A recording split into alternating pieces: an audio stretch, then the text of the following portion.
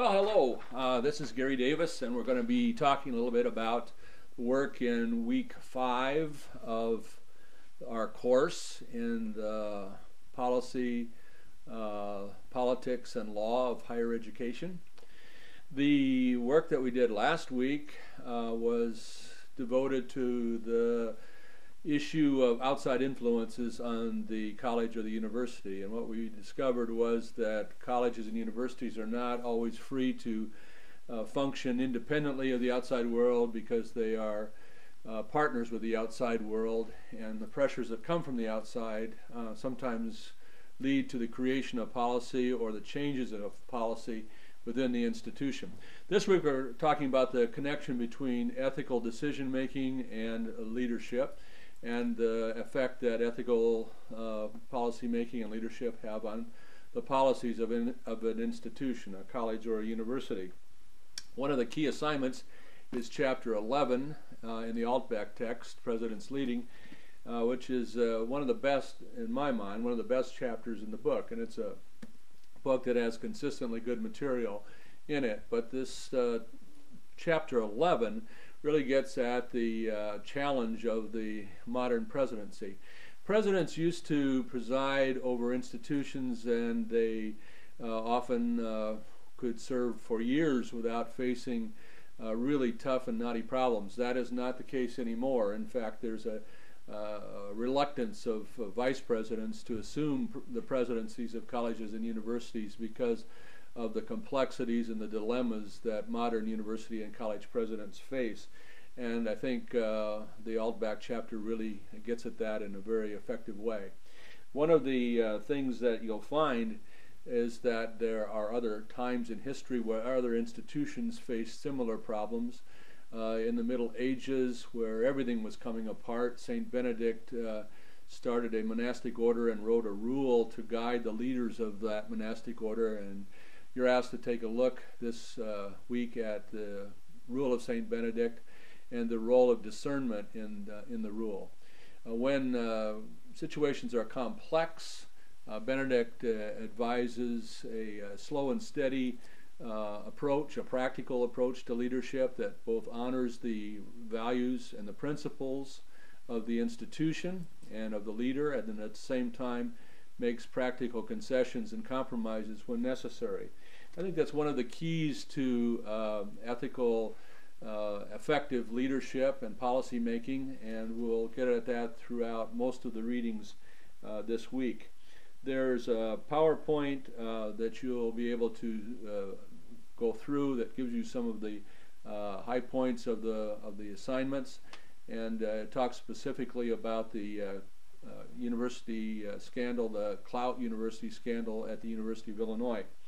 You'll be researching that scandal, taking a look at a letter to the editor which complains about how some of the people who contributed to the problem are landing on their feet, and that's not to the pleasure of the letter writer.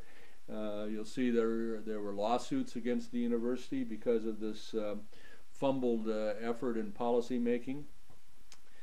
You can see evidence of the dire financial straits that the university was facing, and that probably drove some of the priority admissions that were permitted at the University of Illinois. The idea was to cut corners in order to benefit the institution financially and help it survive some tough times.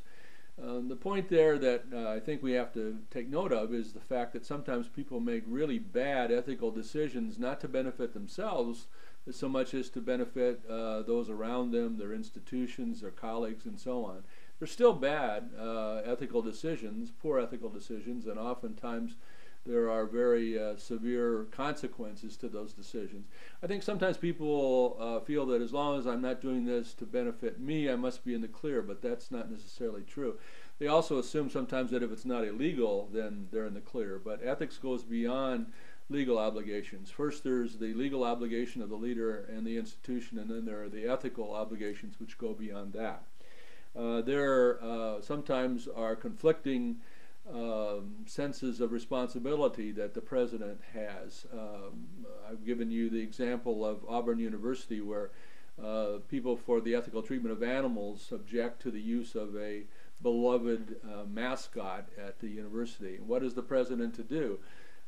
He wants to honor the concerns of PETA. On the other hand, he wants to honor the concerns of the students who want to hold on to this mascot, this great bird that flies at football games and represents the university.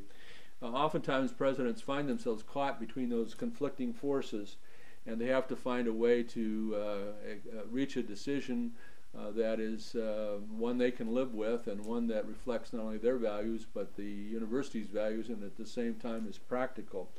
There's an essay on discernment in the role of Saint Benedict, and that essay, and also a YouTube video that I've sent you the link for, describe ways that leaders can take the time to sort out the issues that are facing them, comprehend the complexity of the situation, and then make a decision that takes all the stakeholders into consideration, honors the principles of the institution and the leaders, and at the same time provides a practical solution to a knotty and sometimes daunting problem that's facing the institution and its leadership.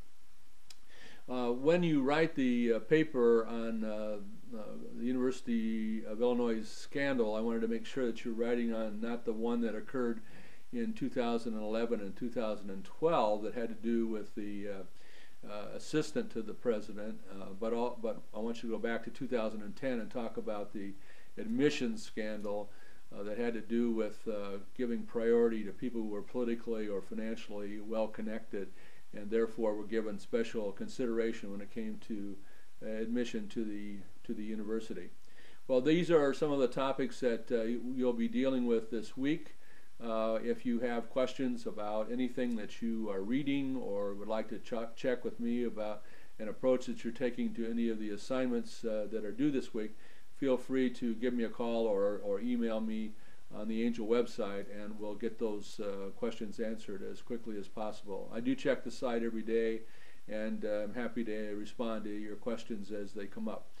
Good luck in the work that you're doing this week. I think it's an interesting set of readings and assignments, and if you have any suggestions for improving the course, we're going to be asking you about that at the end of the coursework that you do. Make note of those questions or suggestions. Some of you are sending suggestions as you go along, and that's great. If you find an anomaly or a glitch in the Angel setup, we would like to know that. If it's something that we haven't caught ourselves, we want to know about it so that we can take care of it in the next iteration of the course. Thanks to all of you who have been helping us along those lines, and good luck in the assignments this week.